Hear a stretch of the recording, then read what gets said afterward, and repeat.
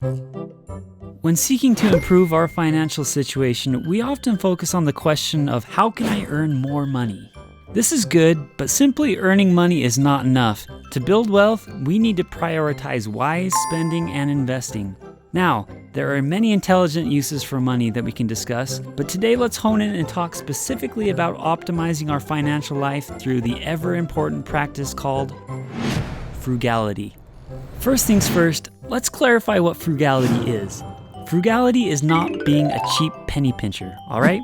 Being frugal just means being intentional about how and when you spend your money. Doing this helps you make the most of your resources you have and create a more sustainable and fulfilling financial life. Author Chris Farrell said it best when he said, "Thrift or frugality is shorthand for an approach grounded in matching our money with our values. So the point is to save and spend wisely now so you can spend on the things you value most later.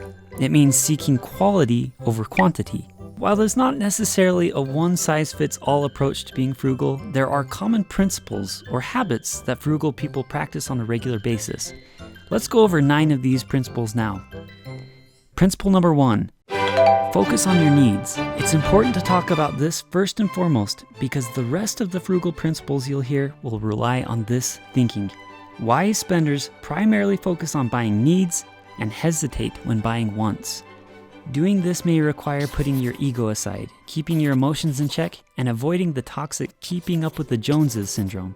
Don't compare yourself to others and their lifestyles. Live within your means and focus on your own financial goals. As Dave Ramsey puts it, oftentimes we fall into the trap of buying things we don't need with money we don't have to impress people we don't like. Now, you don't need to limit yourself to only buying what you need. Part of working hard to earn a living is so you can buy things to help make life more enjoyable, and oftentimes that comes in the form of non-essentials. Just don't fall into the trap of buying things that don't contribute to your overall well-being. It's also wise advice to avoid what's called lifestyle creep. Lifestyle creep is when your spending increases on non-essential items as your standard of living improves. In other words, don't spend more on things you don't need just because you got another raise. Principle number 2, think long-term. This may sound counterintuitive, but being frugal can actually mean spending more occasionally. People who are frugal often spend with a long-term mindset. They prioritize buying things they need now and things they know they'll need in the future. For example, if your favorite chair broke, what would be the more frugal choice if you needed a replacement? The $100 chair that lasts 5 years, or the high-quality chair for $300 that lasts 40 years? In comparing the costs of the chairs in the long run, the more cost-effective choice would be the higher quality option that's more expensive. Said another way, if you went with the first chair and kept choosing the $100 option over 40 years, you would have spent $800 on chairs as opposed to just the initial $300 on the quality chair. But what if you can't afford the high quality option right now? Well, if it's not a need, then don't buy it. In this case, I'm sure you can live without the chair until you have the money to buy it. And who knows, you may actually find that you didn't need the chair in the first place. Another important concept in thinking long-term is that savvy spenders think incrementally. In other words, they realize the long-term value in lots of small savings.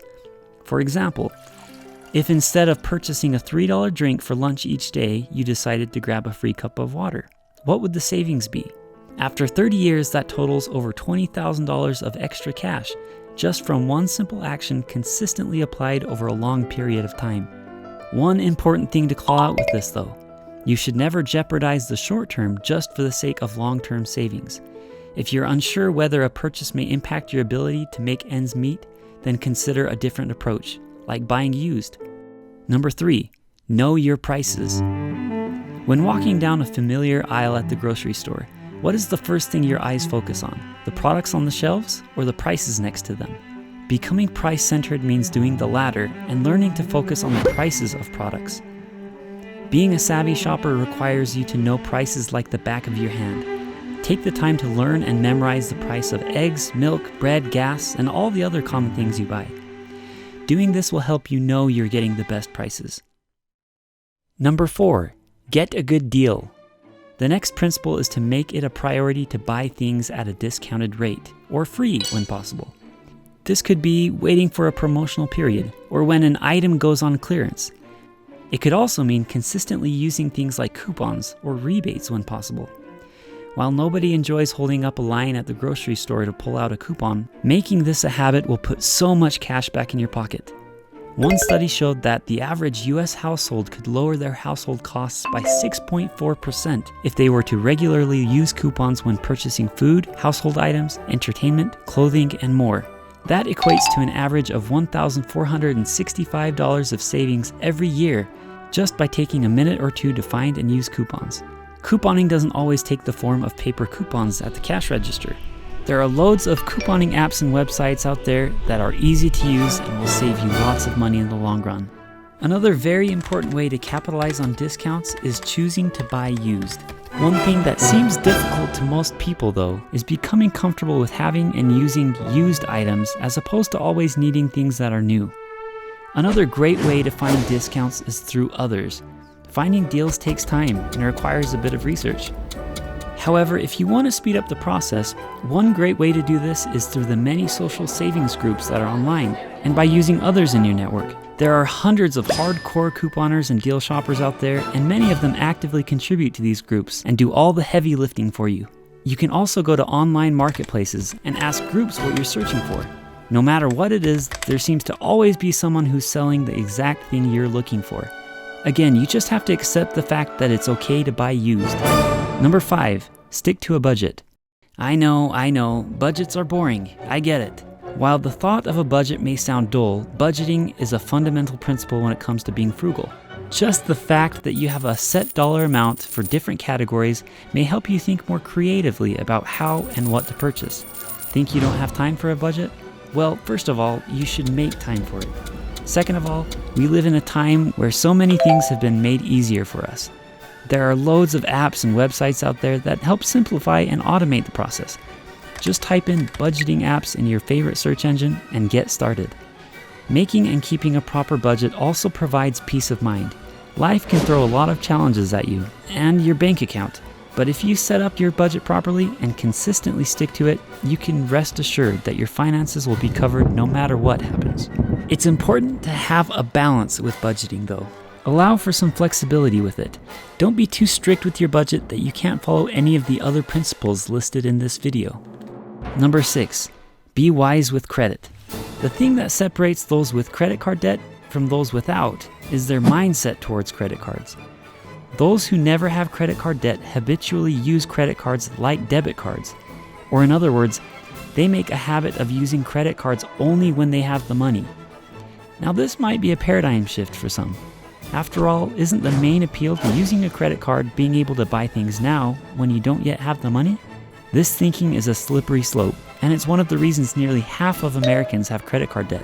The real key to using a credit card correctly is to treat it exactly like it's a debit card, and only buy when you have the money in your bank account.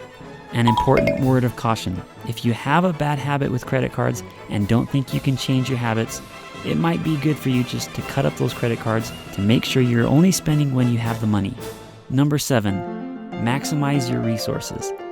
The next step towards smarter spending is knowing that sometimes you don't need to spend at all. Frugal people recognize that there are some things you should spend money on and others you shouldn't. When you should and should not be purchasing is totally dependent on you and your own situation, but there are still loads of things you can do today to better reuse and repurpose your resources. You should strive to develop the habit of extending the life of all the resources you currently own. Those that are frugal also tend not to waste too much. Number 8, do it yourself. Nowadays, you can learn to do just about anything yourself with online videos as well as with useful AI tools. Doing this will not only help you save money, but will put a few other useful tools under your belt. Now, this doesn't mean taking on any and every project that comes up. There are certain things you absolutely should outsource to a professional. But even so, it's wise to push yourself here, as the savings will really start to add up. This also means doing things yourself instead of buying pre-made.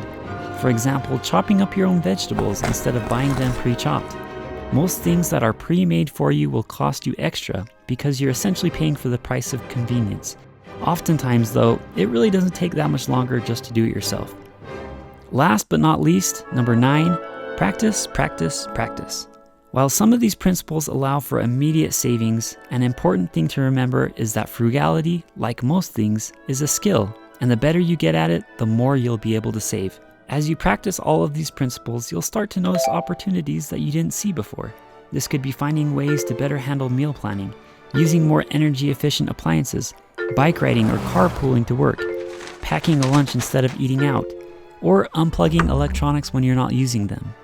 Practicing these principles will take some deliberate effort on your part and may be difficult at times, but the long-term rewards and peace of mind you will gain are well worth the sacrifice. In conclusion, by optimizing the ways you spend money on a daily, weekly, and monthly basis, you can really start to take control of your finances.